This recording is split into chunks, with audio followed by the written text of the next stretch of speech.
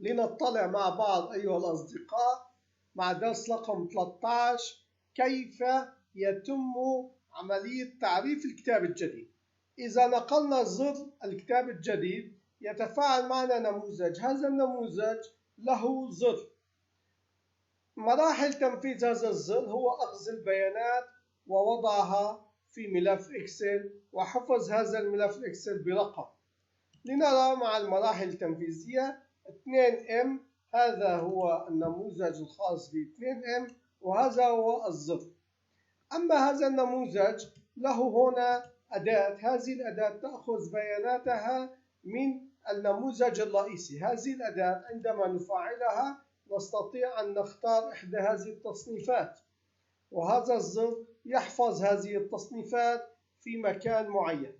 إذا نقلنا أو حددنا الأداة وذهبنا إلى الخصائص الخاصة بالمسار نلاحظ أنه يأخذ بياناته من الملف الإكسل اسمه الأساسي من A2 إلى A56. نلاحظ أن هذا هو الملف.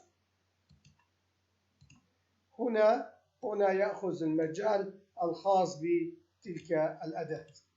أما التفعيل الآخر أو الميزة الأخرى هو عندما نسجل في اسم الكتاب. عندما نسجل في اسم الكتاب تتفعل الخاصية الشرطية التي تقول إذا كانت 34 فارغة فإذا الزر الذي هو خاص بالترحيل لا يفعل، لا يظهر. أما إذا تجاوز هذا الشرط فإذا الزر يفعل. فإذا هذا الزر، هذه الأداة تكون في عملية التغيير. إذا أي تغيير يكون في هذه الأداة، نأخذ المراحل أن نعطيها للمتغير القيمة الموجودة في هذه الأداة. فإذا كانت هذه القيمة فارغة أي عملية مسح لاسم الكتاب فإذا يتحقق الشرط فهذا الزر يلتغي أو لا يلتغي. لنرى العملية التجريبية هنا. نلاحظ هنا عندما يتم تسجيل تصنيف معين لنفترض ونضغط زر أوكي، هذا الزر يقوم بعملية حفظ لهذه الداتا في الملف الأساسي. لنرى الملف الأساسي أنه لديه هذه الداتا الجديدة. كيف تمت هذه البرمجة؟ موجود في الزر هنا. هذا الزر يقوم بأخذ البيانات الموجودة في الكومبو بوكس 2 ولصقها في آخر خلية موجودة في عمود A الملف التنفيذي. فإذا نحن نذهب إلى آخر خلية موجودة في الملف التنفيذي ونصعد إلى الأعلى وثم ننتقل خطوة إلى الأسفل ونعطي لهذه الخلية المفعلة ما هو موجود في الكومبو بوكس ونقوم بعملية الحفظ. في هذه الحالة نحصل على تصنيف جديد.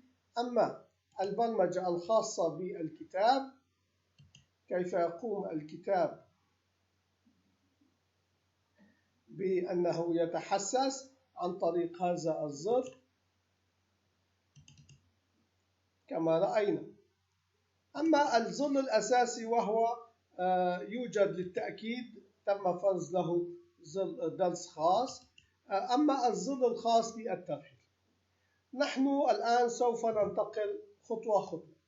الآن المتغير يأخذ ما هو موجود في الكومبو بوكس 2 ويذهب لكي يضعها في مكان الكومبو بوكس 2 وننتقل إلى AC1 الذي يأخذ المتغير G1 لأنها هي العداد.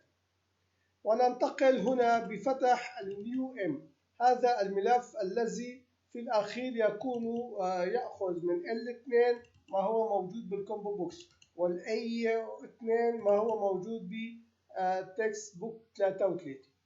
الNewM إنه ملف جاهز غير قابل للحفظ بل يحفظ باسم. نلاحظ هذا الملف إنه يحتوي على A1 A2 A3. يتم حفظ البيانات في هذا المكان ثم يتم حفظه باسم. فإذا نلاحظ أن عندما يتم نسخ ولصق البيانات الموجودة بالIV2 للNEM.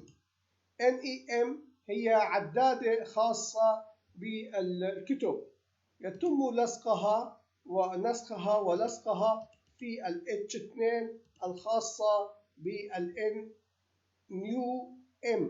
نلاحظ NEM. ما هي H2؟ إنها عبارة عن رقم الكتاب. فإذا انتهينا من العدادة ويتم حفظ NE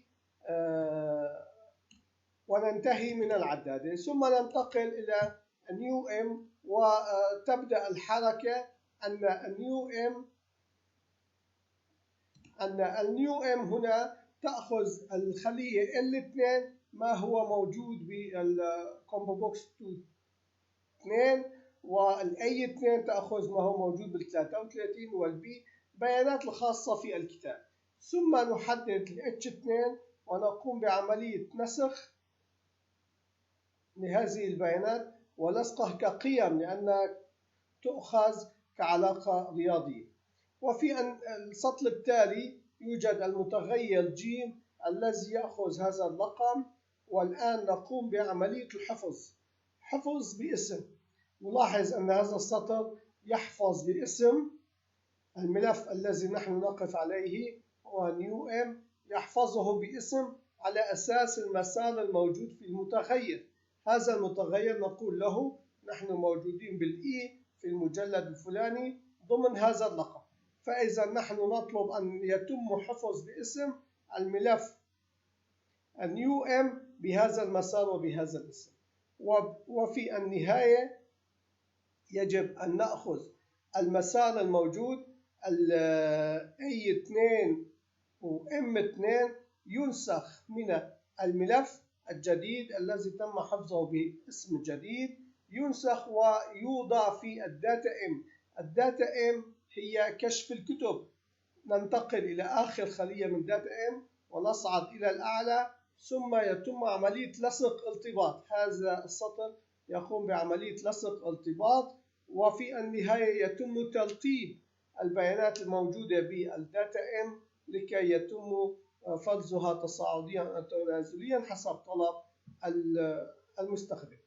وفي النهاية يتم حفظ الداتا M ويتم حفظ الملف الجديد مع إغلاقه، وتنتهي البرمجة بأننا أغلقنا النموذج 2M وفعلنا النموذج 2M مرة أخرى لكي نستقبل مادة جديدة إذا كان المستخدم يريد أن يعرف مادة جديدة.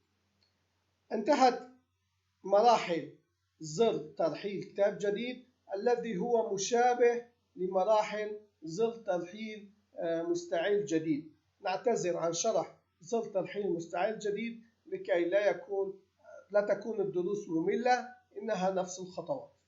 أترك لكم الاجتهاد في تعريف زر مستعيل جديد. نلتقي غدا إن شاء الله في درس جديد.